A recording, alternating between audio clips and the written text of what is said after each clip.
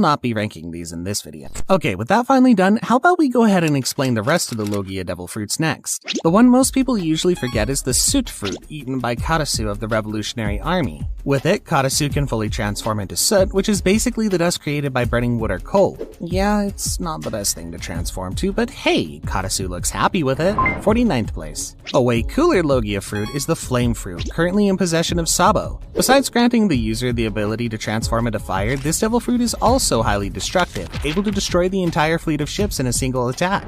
I'll put it at 20th place for now, but it may go up when Sabo finally shows us his true power. A complete opposite of this fruit is Aokiji's ice fruit, which lets him control ice on a massive scale. Using it, Aokiji can freeze tsunamis, freeze entire chunks of the ocean at will, and also change the climate of an entire island, turning it into a frozen wasteland. Did I mention Aokiji can also ride a bicycle over the frozen sea? 8th place. A similar fruit to this is snow fruit eaten by Monet. And although the majority of abilities revolve around the same thing, Snowfruit is just vastly inferior compared to the Ice Fruit.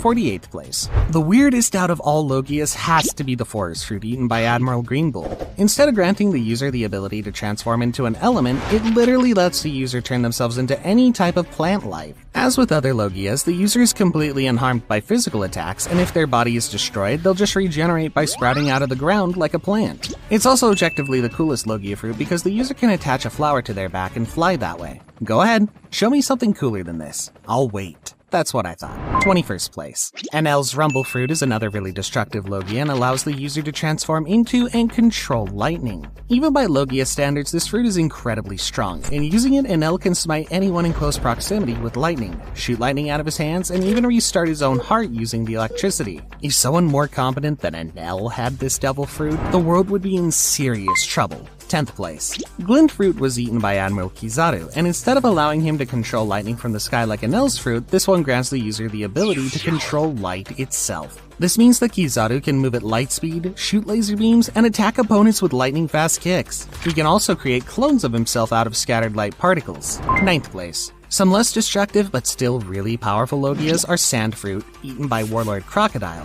28th place, and Smoke Fruit, eaten by Marine Vice Admiral Smoker, 29th place. And in my opinion, the two weakest Logias on this list are Swamp Fruit, eaten by Caribou, which pretty much allows him to become a puddle of mud, 53rd place, and Gas Devil Fruit, eaten by Caesar, which seems pretty good on paper, but you need extensive knowledge of chemistry to use it properly. So in the hands of a normal person, it wouldn't be that powerful.